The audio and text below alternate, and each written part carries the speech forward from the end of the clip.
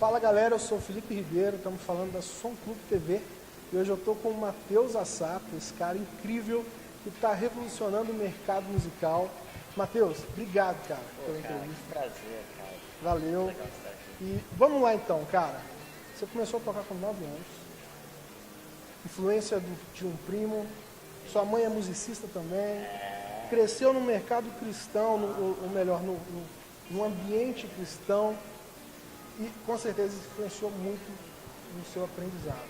Cara, fala pra gente quem foram os seus tutores, quem foram os seus professores, aqueles caras que te ajudaram na guitarra. Tá bom, vamos lá. Ó, a galera aqui já tá sabendo, tá tudo na ponta da língua aqui, que coisa boa.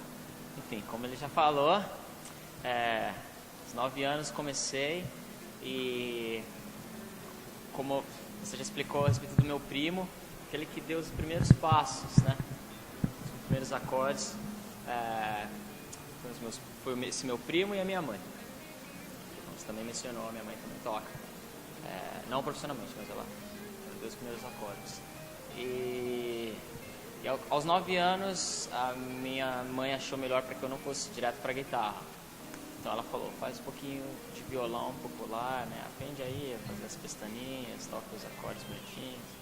Então, meu primeiro professor foi um cara lá da região de Campo Grande, Mato Grosso do Sul, um cantor regional chamado Carlos Coleman. Ele me deu as primeiras aulas de violão popular. E aí depois, aos 10 anos, eu tive aulas de guitarra na igreja com o Evandro Vaz, que também é um cara lá de Campo Grande. Aí teve um tempo que ele estava pensando em ir para a Inglaterra e o substituto dele foi um outro cara de Campo Grande chamado Abner Ramirez, que hoje está em São Paulo, se eu não me engano. E aí, aos 12, 13 anos, não me recordo exatamente, eu parei de ter aula. Fui voltar a ter aula só aos 19, quando eu me mudei para Los Angeles. E aí eu tive um monte de professor lá americano, várias aulas, vários professores. E, poxa, foi uma experiência incrível. E hoje eu não tenho mais aulas, né? Porque eu já me graduei, mas a gente sempre tem eternos professores, né? Então a gente continua aprendendo sempre, mas hoje, tecnicamente, assim, no papel, sem nenhum professor, assim, mas foi demais. Gratidão eterna para eles. Legal, legal. Caras que fazem a diferença no mercado ou no seu profissional, no seu lado profissional. Quem são esses caras e qual que é o papel deles, assim? Por exemplo, o Dudu Borges foi um cara que trouxe você de Los Angeles para gravar o DVD do Luan Santana. A gente tem o Raposo que está com você nessa turnê no Brasil. Quem são os caras? Então, olha, eu vou começar um pouquinho lá de trás, assim, como a gente está dando essa ênfase na gratidão. E eu não poderia deixar de mencionar a minha família, assim. Eles têm um papel primordial na minha saúde mental, enfim, em tudo. E tem aquela frase, né, pais de joelhos, filhos de pé. Então, eu acredito muito que o poder do cuidado deles, a proteção, seja em forma de oração, em forma de carinho, é um afeto que faz toda a diferença. Então eles têm sido meus mantenedores, assim, eu acho que eu considero realmente eles os mais importantes, muito mais que musicalmente falando, muito mais que técnica. Acredito que se eu não tivesse isso, talvez eu estaria muito mais não estabilizado, perdão, e de repente muitas dessas coisas que já aconteceram, que eu já pude colher, não teria nem acontecido. Mas musicalmente falando, cara, o Felipe foi um dos primeiros, assim, ele foi lá, sei lá, em 2012, ele olhou e falou, 2011, perdão, ele olhou pra mim e falou, cara, eu enxergo muita coisa em você, eu acredito que você tem um longo caminho pela frente aí, mas algo muito promissor. E foi muito legal, ele fez todo um esforço, ele chegou até a pegar um voo de San Diego para Campo Grande só para conversar com os meus pais, explicar toda a situação. ele teve uma voz muito importante quando o assunto foi a decisão da mudança de rumo que eu tive, né, de sair do Brasil para ir para Los Angeles. Então ele é um cara que eu tenho uma gratidão muito grande em virtude de todas essas coisas. E até hoje, né, nós trabalhamos juntos ainda, ele está aqui, eu gosto da companhia dele, então até quando eu tenho a opção de não viajar sozinho, eu prefiro, e faço muita questão da presença dele, porque ele sabe, já me conhece já há muito tempo, e a gente pode trabalhar de uma maneira um pouco mais sadia e mais prática. Então tem o Felipe, tem o Dudu, os próprios professores antigos lá da época da igreja, eles foram legais pra caramba, e hoje eu ainda converso com eles. E o Dudu, que foi o primeiro que olhou em termos de trabalho profissional, né? Ele chegou pra mim e falou, olha, vamos lá, vamos fazer, porque eu quero uma galera nova, eu tenho enxergado muita coisa boa em você, então vamos trabalhar aí para este DVD na época, lá em 2014. Então o Dudu teve um papel muito legal, fora os amigos mais próximos, tem aqui também o Thiago Sugihara do Storge, que ele agora também está fazendo o projeto dele. Então, quanto mais antigos amigos, para mim, acho que são aqueles que eu mais procuro estar mais perto para pedir ajuda, pedir conselhos a respeito de tudo. E o papel deles é fundamental, cara. Acho que sozinho talvez a gente pode até ir mais rápido, mas eu prefiro ir um pouquinho mais devagar, mas mais adiante. Então, não adianta só estar ali com a ponta dos dedos afiada, mas se o coração, se o interior está todo bagunçado. Então, a gente que é músico sabe que a gente passa por momentos complicados, momentos difíceis, e graças a essas pessoas que a gente consegue ir mais além. Então, tenho um carinho muito grande por esses nomes aí. Legal. Identidade musical. Você conseguiu isso muito bem, e novo, e conseguiu isso assim de forma esplêndida. Hoje a gente não vê um cara que toca como o Matheus, aquela pegada legal. Tem em todo lugar. Tem uma influência do John Mayer, tem uma influência do Eric Johnson, tem influência dessa galera. Mas e aí? Fora a identidade musical, a sua identidade como profissional na música, quem são as pessoas aí que te influenciam nisso? Cara, eu prefiro até, assim, eu não sei se vai vir algum nome na minha mente, mas eu tenho aprendido muito, desde quando eu me mudei para Los Angeles, né, eu faço muito paralelos no quesito identidade. Hoje um menino me perguntou sobre, cara, como é que você aperfeiçoou, como que você tem buscado a sua identidade musical. Eu fiz analogia na identidade pessoal, para eu pensar, eu falei, cara, como que você afirma a sua identidade perante a sociedade, perante a roda dos seus amigos? Então, de que maneira que você faz isso? Então, é através das suas ações, através das suas escolhas, da sua visão, a maneira como você se posiciona diante das perguntas, diante das ocasiões. E eu acredito que na música, claro que existem alguns detalhes diferentes, né? Porque como que a gente pode falar, ação em música, né?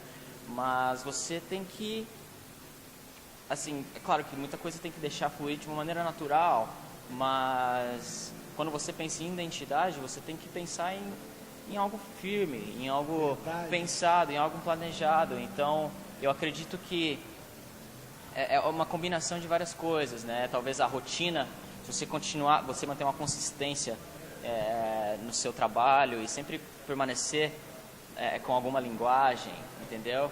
Quando você está tocando, né? Sempre colocar, sei lá, algum tipo de melodia, algum tipo de formato musical, né? Em termos teóricos. Isso acaba aperfeiçoando, isso acaba formando uma identidade musical, entendeu? Então depende muito da maneira como você se prepara antes, na hora de se projetar aí nas mídias sociais ou nas gigs, nas jams aí da vida. Legal. Então acho que é dessa maneira. O cara toca a própria verdade, isso é muito legal. Cara, o momento mais difícil que você lembra que você passou e quem Deus ajudou para te ajudar nesse momento? Olha quem Deus enviou, melhor dizer. Cara, o momento mais difícil que eu tive, assim, foi o momento que eu quase pensei em parar de vez. Isso foi em 2010. Eu nem posso considerar difícil, porque não chegou algo chegou a ser algo que, nossa, me deixou em profunda depressão, algo do tipo, mas foi onde eu estava uma certa... a dúvida estava muito grande dentro de mim, eu falei, poxa, e agora? Eu preciso seguir, eu preciso tomar uma decisão. Então, quando a gente está prestes a tomar uma decisão, a gente fica muito confuso, e muitas vezes quando você não está com o seu psicológico preparado, né, como eu estava em 2010, eu acabei me abalando muito, eu fiquei com um certo medo. E foi em 2010 quando eu pensei quando eu estava no segundo ano do ensino médio e eu não tinha ainda um sinal verde a respeito da minha escolha profissional. E aí, de repente, o Juninho, eu tenho uma profunda gratidão pelo Juninho Afran, porque foi depois de uma conversa que eu tive com ele que eu pude colocar as coisas no lugar um pouquinho aqui dentro e pude descansar um pouco mais e entender que não é no meu tempo, mas é no tempo daquele que me criou, no tempo daquele que me fez. Então, o Juninho foi realmente algo divino aí na minha vida, que ele pôde conversar muito a respeito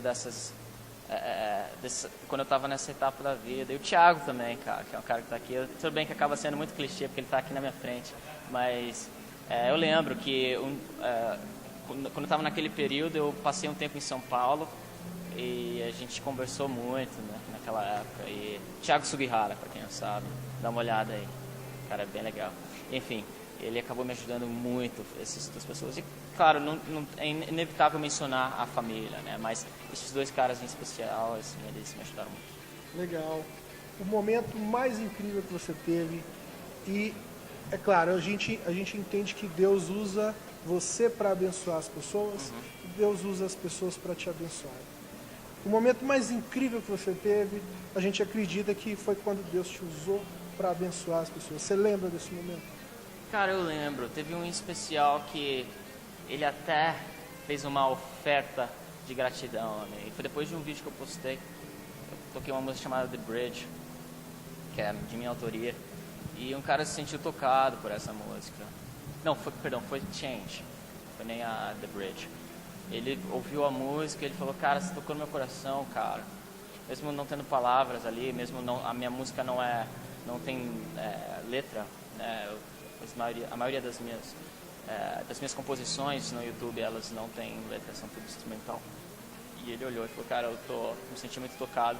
Ele acabou me dando uma guitarra de presente, era uma guitarra de edição limitada, você tinha feito 50 guitarras, e falou, cara, isso é só uma maneira de te agradecer e dizer, cara, continua firme, porque diante da minha explicação da música, eu posto a música e geralmente posto um texto, assim, explicando, né, só para dar uma referência um pouco maior, sabe, aquela coisa, uma visão antes de ele tocar. Eu falei, dá uma olhada nisso aí. E aí, foi esse momento, ele acabou falando, cara, essa guitarra é para você, é uma forma de gratidão e também para te dizer, cara, continua firme, fica firme e forte, que Deus tem coisas maiores aí, e continue nessa. Legal. Novos projetos, Matheus. O que a gente espera do Matheus para 2017, 2018? Cara, eu quero permanecer cada vez mais conectado com a música, fazer mais novas parcerias musicais. E 2017, no mais tardar, aí janeiro de 2018, primeiro trimestre de 2018, quero já ter um disco lançado nas plataformas digitais. Então isso é realmente tá num ponto, assim, prioridade máxima para mim. Então eu acho que já está na hora de sair dessa vida de YouTube, vida de redes sociais e partir para vida real, né? Então eu quero lançar esse disco, poder compartilhar um pouco da música e um pouco daquilo que eu tenho vivido, um pouco da minha história. Não sei ainda se serão apenas músicas instrumentais, creio que não. Quero fazer muita parceria musical. Eu gosto muito do poder da voz mesmo que a gente tem, de poder expressar. Então acredito que é uma ferramenta a mais. Então eu quero desfrutar aí de mais parcerias musicais e poder lançar um disco em breve. Legal, a gente espera ansiosamente. Pô, que legal. Cara, deixa um recadinho pro pessoal da Som Clube. Claro, com certeza. Galera da Som Clube, foi um prazer, eu, meu amigo e toda a galera. Eu só gostaria de agradecer aí pelo carinho, por tudo que eu tenho desfrutado. Eu sei que essa galera que tem me apoiado aí, vocês têm uma boa parte nisso tudo. E, cara, eu não quero deixar uma mensagem clichê, mas eu queria dizer para que, se você for fazer alguma coisa, não importa o que ela for, faça com muita verdade, faça com uma autoridade e com amor, porque é quando você coloca o teu interior mesmo em plenitude que as pessoas conseguem sentir o reflexo daquilo que você vive. Então, se for fazer alguma coisa, que faça com verdade e com muita autoridade. E, cara, continua nessa aí, que acredito que coisas maiores virão. E é isso aí. Valeu, galera. Isso aí. Curtiu o workshop do Matheus Assato. Vamos lá.